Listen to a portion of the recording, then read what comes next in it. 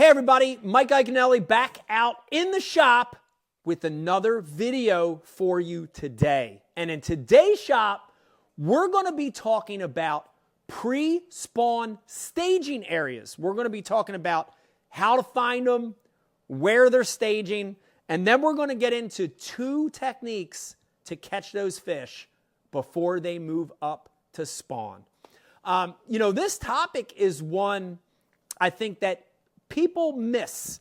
People miss this a lot because I think it's natural in your mind to think that, the winter's over. Okay, these fish were cold, and now they're going to rush up to the bank. They're going to rush up to the flats and the pockets, and they're going to start spawning. And people tend to think that movement is quick and without pause, without interruption, right? Guys, it is not like that. Fish that are in that pre-spawn mode have a couple things going on. The one is they're moving. These fish are transient and they are headed to where they spawn. But they don't just swim there without stopping or without feeding, okay? So this pre-spawn staging concept basically is talking about places that the fish stop and rest and feed before they move up to spawn. Now, if you've watched my channel, you've heard me talk about this before, that bass are smart. Dude, bass are intelligent. That little tiny pea brain is really, really smart. And those fish that have left their winter places, the cold's done, and now it's spring, and they're getting ready to go spawn. Dude, those fish are smart enough to know that they have to feed up before they spawn.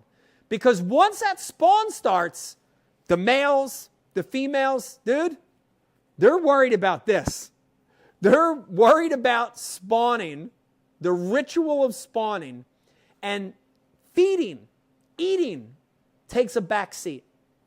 So in this pre-spawn period, dude, feeding and eating become a big priority for them, and they want to feed up before they have to get on the beds. So I want to start by talking about these areas that they stop on, because I don't care if you're fishing in the north, in the south, in the Midwest, on the West Coast. I don't care if you're fishing a natural lake, a reservoir, a farm pond, a stream, a river, doesn't matter. These places that they stop all have very similar commonalities. They all have very similar attributes to them. And these are the pre-spawn staging areas or stopping areas before they get on the beds, okay? So let's start on the big commonality. The big one is, where are these located? Where are these located, right? Where are we going to find these areas? And I'm going to give you a really simple, generic way to think about where these places are. And honestly, guys, it starts with knowing where the fish will spawn and where the fish have wintered, where they spent the cold water months, okay? When you know those 2 things, these pre-spawn staging areas are going to pop out like a sore thumb. You're going to look at your map, you're going to look at Google Earth, you're going to look at a paper map, and you're going to be like, yeah, that's where they stop. That's where they stage. It becomes really obvious, okay? So, again, generalization here, guys. Fish are going to winter during the cold water periods in more of that deeper water, more vertical break areas of that body of water you're fishing, okay? They need that deep water access. It's going to have more of that main lake, main body drop off to it. That's where they were going to spend their winter. Where they're going to spawn? That's easy, guys. Look at your map, look at Google Earth, and you're looking for protected pockets, coves. You're looking for flats, water that is shallow flats that has protection to it, shoals, humps, right? Places that are 0 to 5 foot, 0 to 10 foot, right? Depending on your water clarity, shallow water protected environment is where they're going to spawn. So when you know where they've wintered and you know where they're going to spawn, I'm looking for these staging areas directly out in front of where those fish are eventually going to spawn. You could almost look at it as a road map, right, guys? And the highway for these fish when they travel is the break line, is the contour. So when you pull up your Lowrance or your Humminbird or your Garmin, when you look at your topo map and you see those lines of water depth, those contours where it goes from shallow to deep, that's the contours they're going to swim. And they're going to stop on the last areas of change before the spawning grounds, okay? So at the top of the list for me on these areas of change is what I call secondary points. And they are literally, guys, the last points that stick out before you get to the spawning grounds, right? So imagine fish that are traveling along that highway and they're traveling. They say, I have to be there to spawn in about 4 weeks. And they're traveling, and all of a sudden, this last point sticks out before the spawning area. Dude, that's their rest stop. That's the Molly Pitcher rest stop on the New Jersey Turnpike, exit 4. That's where they're going to stop before they spawn. So secondary points heading in the spawning areas is high on my priority list of these staging areas. Number 2, this is another one that's real obvious, guys, is high spots or humps leading to the spawning grounds. Again, I love to find the high spots or the humps that are literally right out front of the spawning areas.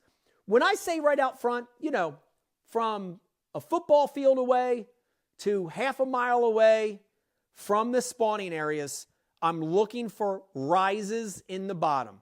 And these aren't necessarily secondary points. They're just high spots. They're just rises off of the bottom. They're humps. They're places that have a peak to them. And just like secondary points, it's the last thing that's different.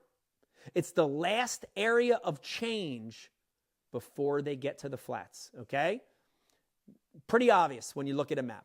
Okay, area number 3, this is another obvious one, and before we get to the last one, is the last big piece of ladder cover before you get to the spawning flats, okay? If you've watched a lot of my videos, you know what ladder cover is. If not, I'm going to explain it right now. Ladder cover is some form of cover that is long, that goes from shallow to deep. I've seen ladder cover in this pre-spawn period for these pre-spawn staging areas be big, long, lone docks. I've seen them where they're fallen trees. The whole tree has fallen. I've seen them where it's a ridge of rock that goes from shallow to deep. It's a rock ridge. That's ladder cover. And they love to stop and stage on ladder cover before they get on the flats and spawn. A big giant laydown, that's the last piece of cover in semi-deep water before you get to the flat. Females, males, staging under that. A dock that goes from 2 foot of water out to 15. It's got posts on it the whole way. It's the last dock before you get to that staging area. Ladder cover. They're going to stop on that, okay? So number 3 is isolated ladder cover. And guys, last but not least, and this is the trickiest one out of the 4, pre-spawn staging areas can be the last deep water break out in front of the spawning flats. This one's a little trickier because it doesn't stick out as much. It's not as obvious, right? Secondary point, it's a point. A hump, a rise, you see it. It's a peak, right? An isolated piece of cover, ladder cover. There it goes. It's a dock. It's a laydown. It's a rock ridge. But they will also stage on whatever the last deep water break is in front of that spawning flat. You know, I've found a lot of times that it's an area that has a 2 to 10 foot drop on it. Sometimes it's severe. Sometimes it's gradual. But that last deep water are places where they're going to stage before they go up and spawn.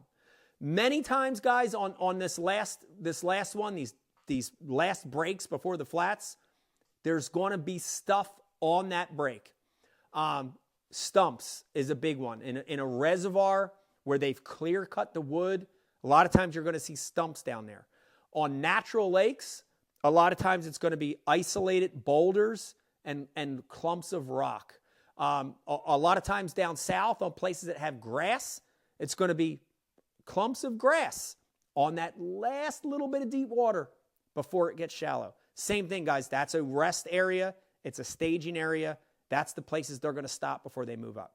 All right, before I get into the two primary ways I'm going to fish for these fish, I did want to mention one other thing. And that, guys, outside of the post-spawn in summer, this is my favorite time of the year to catch fish that are grouped up. To pull up on a secondary point and catch not one or two, but catch 5 or 10 or 20 without moving the boat. Again, think about that rest stop analogy, right? Groups of fish that are going up to spawn are all stopping on these same pre-spawn staging areas. So that secondary point with that little rock pile on it, all the fish are going to be on it. That little high spot that has a hard shell bed on the top of it, all the fish are using that. So on and so forth, right? So this is the time of the year when you catch 1, there's 10 there. When you catch 10, there's 10 more there, right? This is the time of the year where the fish really group up. All right, let's get into baits to use for this pre-spawn staging pattern. There's for sure a lot of different baits you can use, but I want to give you 2 of them that for me are the best ways to not only find the fish, but also catch them, okay? So I'm going to give you 2 power fishing techniques, but remember, once you find that spot and once you catch a bunch on a jig and a bunch on a crankbait, there's nothing wrong with going back and cleaning up with finesse. Throw a drop shot, a shaky head on it before you leave. Throw a jig head, a shaken minnow on it before you leave, okay? But my 2 primary baits and patterns for these pre-spawn staging areas are a jig and a crankbait. A jig and a crankbait. And they both have some similar elements of why I think these are the best baits to fish these areas, okay? Let's start with the jig. And when you look at a jig, you know, it's a skirted jig. It can imitate a crawfish. It could be a bluegill. It could be even be a big bait fish down there, all right? And it's got a big profile. Remember, these fish are wanting to feed up. They're wanting to get a big meal, a good meal, before they have to spawn. But one of the main reasons I like this bait is it is a transmitter of what's on the bottom, and it elicits a reaction strike, okay? And you're going to hear this in both of these techniques. So jig size and style, guys, when I'm fishing these staging areas, I prefer a football style jig, especially when it's a harder bottom, and a regular flipping style head if you're dealing with grass, if you have a lot of grass in there. But the football style jig in a heavier size is what I'm using to fish these staging areas. 1/2 ounce, 3/4 ounce for sure are the 2 that get most use for me when I fish these areas. And I am literally casting this bait down there, and I'm trying to feel around with the jig. So I'm doing a lot of dragging. Before I get into that, I almost always, once that water gets into the mid to upper 50s, and that's what we're dealing with in this pre-spawn period, I almost always go to a crawl style bait. A Berkeley chigger crawl is a good one. Shape 108 is a good one. And that's that brand new Crud Crawl by Berkley Maxent is also a really good one. And these got, pretty decent sized crawl arms, and you're going to get a little extra action out of it. I'll usually bite just a little bit of it down, but I do want a bigger profile in the pre-spawn. And there's what it looks like. There's a 1/2 ounce missile headbanger football jig with that Maxent Crud Crawl on it. And I'm feeling around with the jig, okay? So if I pull up on that last secondary point before the spawning flat, I'm literally fan casting that jig, letting it hit the bottom. Every cast I make is going to be a foot to the right, a foot to the left, fan casting. I'm letting that jig hit the bottom, guys, and I'm dragging around. I'm feeling around on the bottom. I'm trying to keep that jig crawling and creeping on the bottom. The minute that I feel that jig hit something or come in contact with something on the bottom, some form of cover, shell, rock, a log, a brush, something, a grass. As soon as I feel it hit, I stop. That jig's on the bottom, and that skirt expands. The arms on the crawl are flailing, and that fish eats it, right? That pause is really critical. But when I'm dragging, not only am I feeling around for the sweet spot on that secondary point, on that hump, on the ladder cover, on the last drop, I'm feeling around for the sweet spot, but I'm also eliciting a reaction strike. That bait's moving, it hits something, it shifts, it stops, it starts expanding. That fish, out of a reaction, eats it. He's hungry anyway. The spawn's coming. A football jig, a heavier jig is a great bait for those areas, okay? Just like the jig, a crankbait is my second choice for the pre-spawn staging areas, right? For this time of the year. And for a lot of the same reasons. When you looked at that, boy, that looked like a crawfish. That could have been a big bluegill at the bottom. And when you look at a crankbait, guys, there's no mistaking that that is a bait fish. It's a bluegill. It's a perch. It's something that's alive. Those fish are eating. Like the jig, it elicits a reaction strike. It's got vibration. It's got a little flash. It's got a little sound to it mixed in there. It's a bait you can cover a lot of water. So it has a lot of the same attributes as a jig. And just like the jig, this is key in this pre-spawn period, guys, when you're fishing these staging areas. I need that crankbait to hit the bottom, okay? So I'm a real big advocate on using different size bills to make sure that when you throw at that high spot, when you throw at that last deep water break, that it's hitting the bottom, okay? So generally, I'm going to carry a 6-foot crankbait, a 10-foot crankbait, and a 15-foot crankbait, because that is that zone that is so good in the pre-spawn. 5 to 15 feet is an unbelievable zone. The Berkley dimes, you can get them in a 6, you can get them in a 10, you can get them in a 15. And just like the jig, when I throw that out there, 6 to 12 inches, every cast a little different, right? Boom, boom, boom, boom. I'm cutting the pizza. Imagine a pizza wheel on a pizza. I'm cutting the pizza on that secondary point, on that hump, on that isolated ladder cover, on that little last deep water break. It's just a solid break, and it goes all across that spawning flat. I'm using this to hit the bottom and transmit what's down there, okay? I'm feeling along the bottom, just like I did with the jig. And just like I did with the jig, when I feel it, you get to know that vibration. It's dun, dun, dun, dun, dun, dun, dun. And when I feel that crankbait, it's coming along, I feel just hitting off regular bottom, but all of a sudden, it hits a branch, and it goes, and it stops for a second. I can feel it hit. I stop. I let that crankbait slowly rise back off of that cover, and I start again. Many times, probably 9 times out of 10, when you hit that cover target that's on that pre-spawn staging area, rock, log, brush, sprig of grass, and it floats back up, changes direction, they eat it every time. Guys, this is such a good bait in this pre-spawn period when they're staging that I've caught a lot of doubles.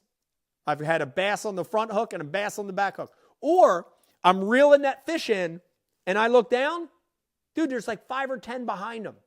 Remember, groups of fish staging on these spots, the last area of change before you hit the spawning flats. They are pre-spawn staging areas.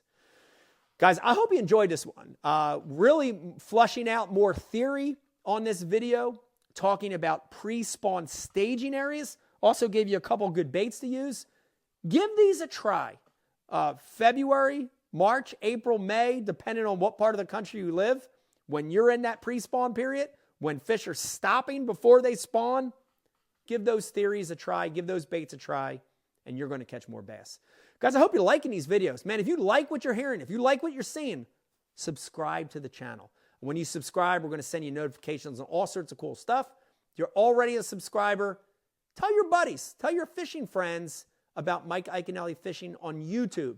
We're here to help you hopefully become a better angler and catch a few more bass. Hope you like this one. Pre-spawn staging areas, they're the juice. Bye.